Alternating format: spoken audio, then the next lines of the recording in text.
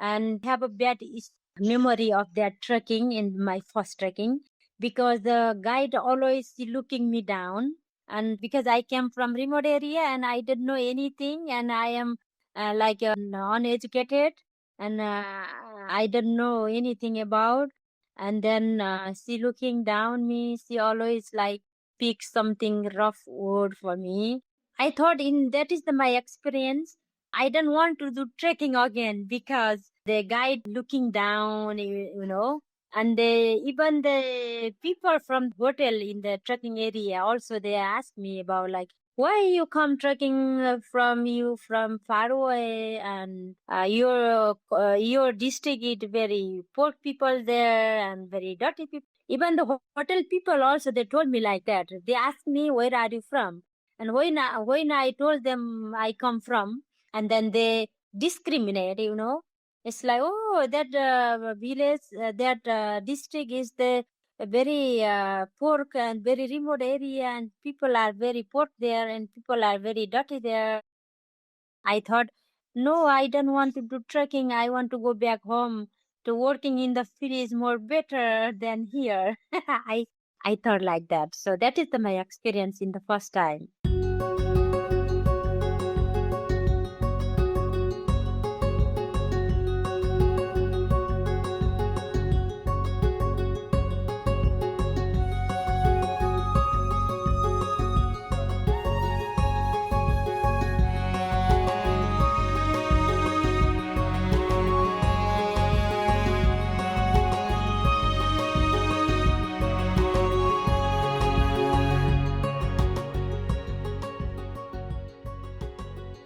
She kept working, and the story got more complicated.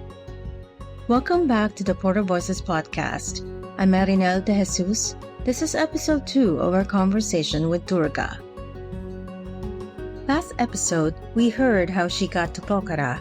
This time, we hear what she found when she started working, the routes, the clients, the wages, the discrimination, and what she made of all of it.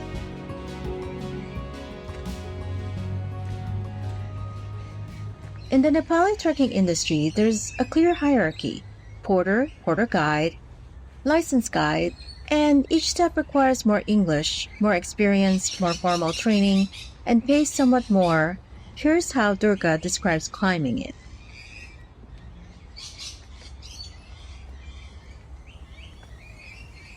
When I was porter, my sisters helped me. She support always. She motivate me from my family. After when I learn speak English, and when I know trekking area, place, all the mountains, and some of the knowledge about the trekking, then I had been the porter guide. Porter is only carry backpack, and we have a guide also. The guide doing everything about for the clients, and they organize for everything. Guide can organize after the porter guide, and I have to do everything. I have to carry backpack from my clients. Also, I have to do guiding myself. Porter guide more harder than the porter because I have to carry backpack, and also I have to guide them, have to explain them for everything. I've been porter guide 3 years. 3 years porters, 3 years porter guide. 3 years carrying loads, 3 years carrying loads and guiding. Then came the licensing process.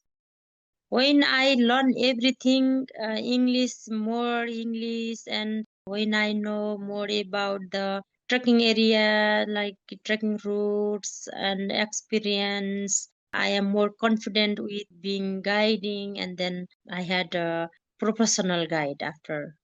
For guide, I have to took another training for the license guide.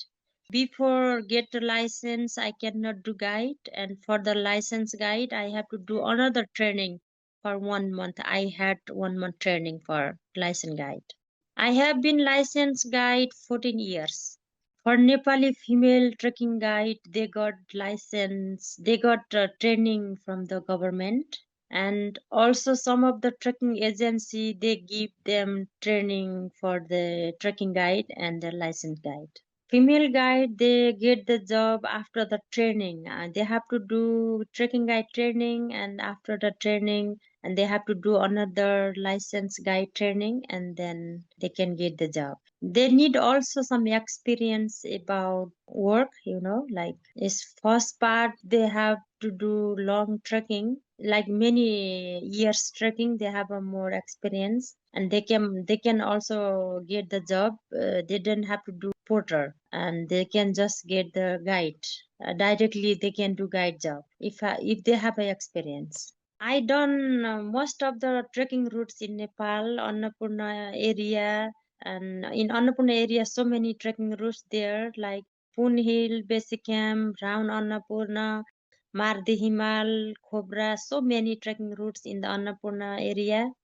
And I done also Everest area. There are also so many other routes. I've been many routes there, and I've been also in the Langtang area. Most of the trekking routes in Nepal I've been.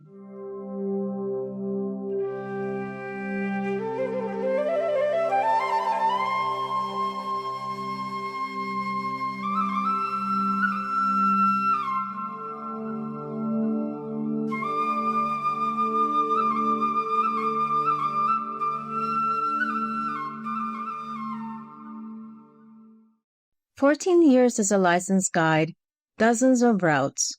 Durga has a first memory of all of it. When I did my first license guide, I did 5 days trekking Pun Hill. They are from Germany.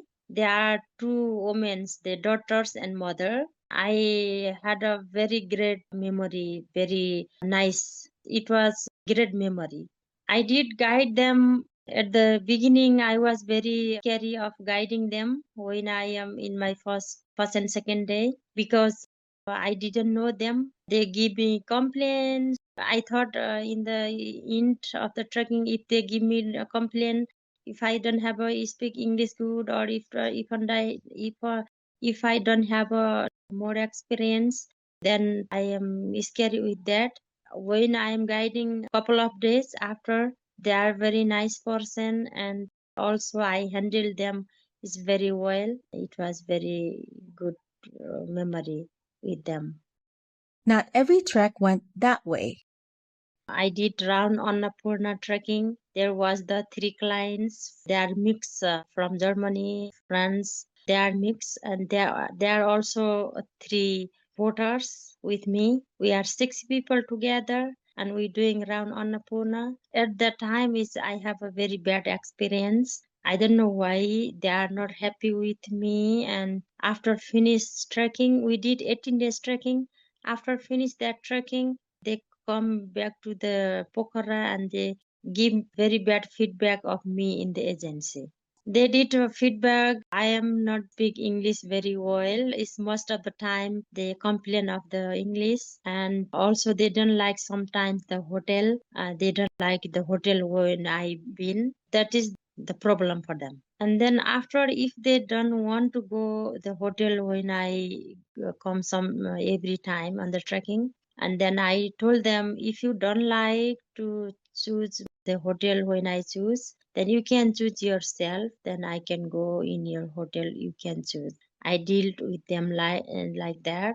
I have to try to them understand, like explain about the things what they want. Always, my English is not good to speak. Still, I try to explain about some body language and some speaking with mix Nepali and English, like that way. And then there were the good moments too, the ones that make the journey worthwhile. The one time I have a good memory when after the license guide, I have one good memory. I did guide in Mardi Himal. That was the 7 days we did.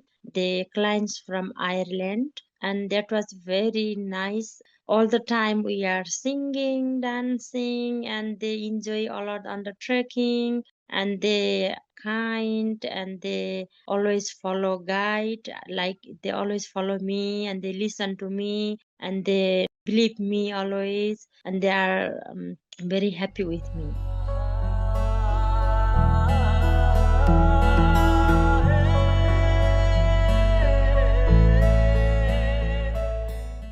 Next, Durga shares more of the challenges she has faced as a guide.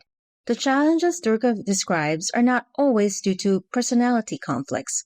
At times, they are the texture of working as a woman in a workforce that was not designed for you, in an industry built on who gets to be the expert and who gets to be in service. Here's how she names it. Most challenging things always for me is speaking English problem. Sometimes the problem with the clients, they don't like the hotel sometimes because they don't listen to the guide, and sometimes the clients they listen to other people, not the guide. That's the problem. Most problem sometimes. It's difficult part. Like sometimes it's a misunderstand with the clients and guide. Sometimes the problem with the clients misunderstand each other. Misunderstanding like sometimes when I speak English and they didn't understand me, sometimes they listen other people, and that is the I have different way, they have a different way when they don't follow guide, and then they like kind of like that. Before we hear more, I want to remind you about the first episode when Durga introduced us to the place she calls home, Nepal's Mugu district in the far western Himalayas, a remote mountain region shaped by both breathtaking beauty and geographic isolation. As our conversation continued, it became clear that where Durga comes from has also shaped how others perceive her. In Nepal, people from remote mountain districts often face assumptions tied to class, education, opportunity, and social status. Those stereotypes can follow people far beyond their villages, including into the trekking industry itself. For Durga, being a woman guide was already challenging, but being a woman guide from Mugu added another layer of discrimination she would have to navigate. In this next part of our conversation, Durga shares what it felt like to enter an industry where some people judge her not only for being a woman, but also for where she came from, before they ever got to know her. I work porter 3 years, and I like the learn speaking English and visiting place and meet new peoples. I like that way. Sometimes people discriminate because this is not women work, this is the male work. For female reporter, they discriminate because this is not the woman job, this is the male job. And some of the male guide and porters, also the people from the village trekking area people also they discriminate, and also discriminate because I am from remote area and I have many different accent of the Nepali dialogue, and that's why I have no education, that's why they discriminate. When people discriminate, I was feel very bad. I thought I don't want to work with this job because this is not my job. This is the main job. I want to go back to home to work in the village again. I thought people why they discriminate. I can also women can also do any work. Women, if they got the chance, they can do also any work. I like to do trekking and I want to do independent myself, and I like always nature. I want to work continue in the trekking. When I start trekking as a porter 2007 until now is very different. At that time they discriminate female porters and female guides, all the males guide and males porter. They discriminate to the female guides and female porters, but now it's very already very much changed, and now many female guides and porters they're growing more and more, and so much different now. The skill is still they discriminate, but less discriminate now. Durga explains the reason for this discrimination from her view. They discriminate female guide and porter because we took them job, and they maybe they jealous about that, and sometimes and they discriminate because we are the female. The in Nepali society, female cannot go out of home. This is not really Nepali culture. If you go to out of home to working in the female, like all the females, then They said is you are not safe and also not in your culture. That's why they discriminate.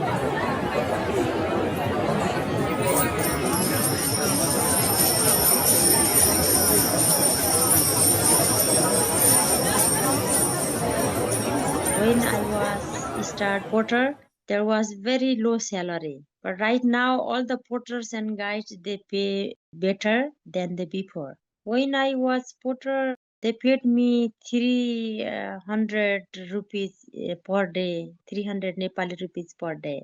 In the porter guide, I got 500 rupees per day. Yes, that's the highest per day. When I work with the agency, I got 1000 rupees per day. When I left the agency, 1600 per day. Now they paid more. For the women's guide, depend of the agency, depend of the area, depend of the how experienced guide. At the current exchange rate, 300 rupees is not even $2, and 1600 rupees in US dollars is about $10. This is information the trekking industry does not typically share with clients. Durga knows these numbers from the inside, nearly 2 decades of it. Male guide and female guide also different with the salary because they're also high and low level is like experience. If they have a more experience, they pay same salary with the male guide and female guide. And if they have a low, they have not really experience, then also it depends the salary. Now the guide, women's guide salary 3,000 to 4,000. Porter salary 2,000 to 2,500. In US dollars, that's only $19 to $25. Next, you will hear from Durga that from this amount, they have to deduct their own meals and expenses during the trek, leaving them a much lesser amount as take-home pay. The condition of the guide on the trekking, we have to pay ourselves. Agency they pay to the guide 2,000 rupees per day, for example, and then we have to pay from our salary for our all the foods and the rooms. Sometimes our own room, sometimes we have to share room with the other female guides, but we didn't share room with a male guide.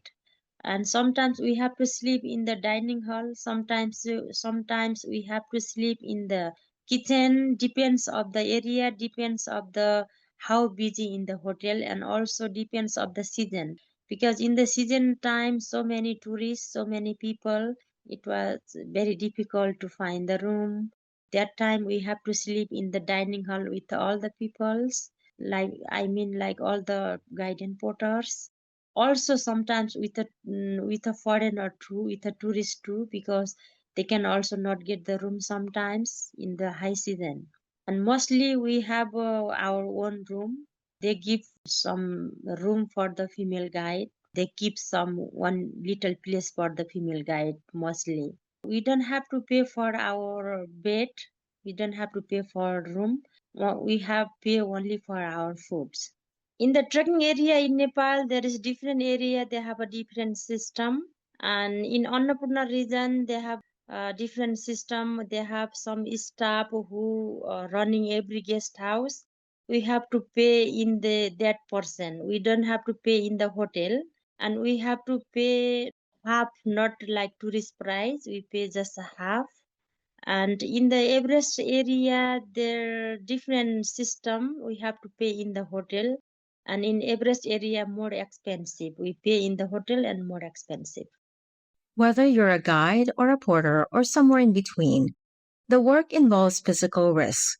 Insurance is a must for anyone who works in the mountain trekking industry, and that safety net most of the time can only be available from tour agencies that hire guides and porters. Freelance guides and porters, or those who work independently, generally have a difficult, if not an impossible time obtaining or being able to afford insurance on their own. All of the porters and guide have a insurance of the trekking agency. When the clients make a trekking permit, and we have get our insurance from that permit. If the clients didn't take a permit from the client agency, then we didn't get a permit. We didn't get a insurance. When the clients make permits from the agency, then agency make insurance for guide and porter, and also they can get half from the Nepal government.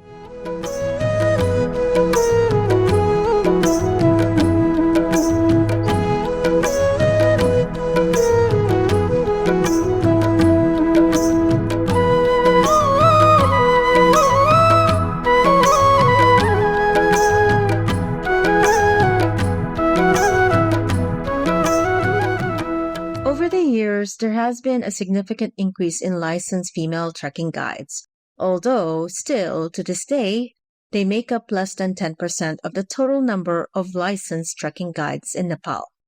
Durga explains why female guides matter.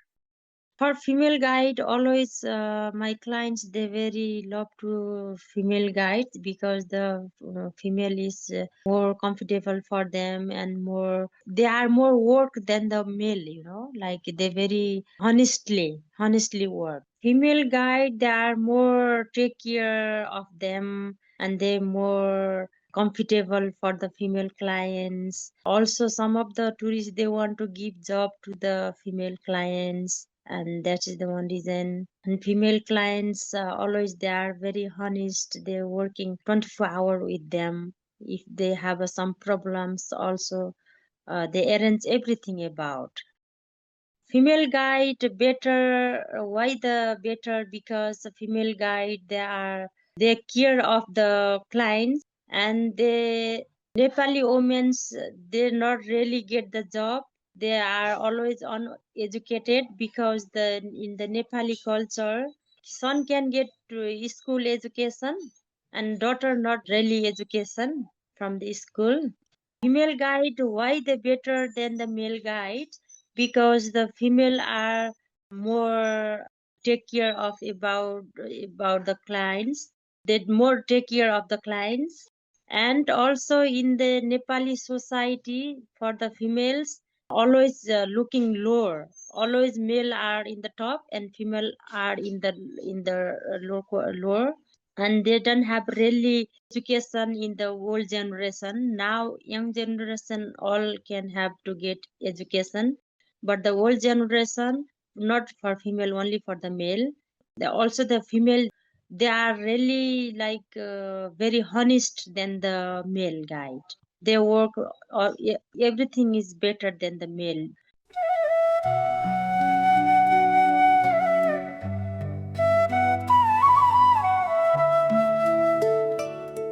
The challenge of meeting client expectations, sleeping in dining halls during peak season, paying for her own food from a daily rate that was, for much of her career, under $1 an hour, facing discrimination as a female guide, feeling like you don't belong in a country you were born in. That's the industry Durga has worked in for nearly 2 decades. In episode 3, the final episode, she tells us what she built inside it, and she has a message directly for every female guide still on the trail.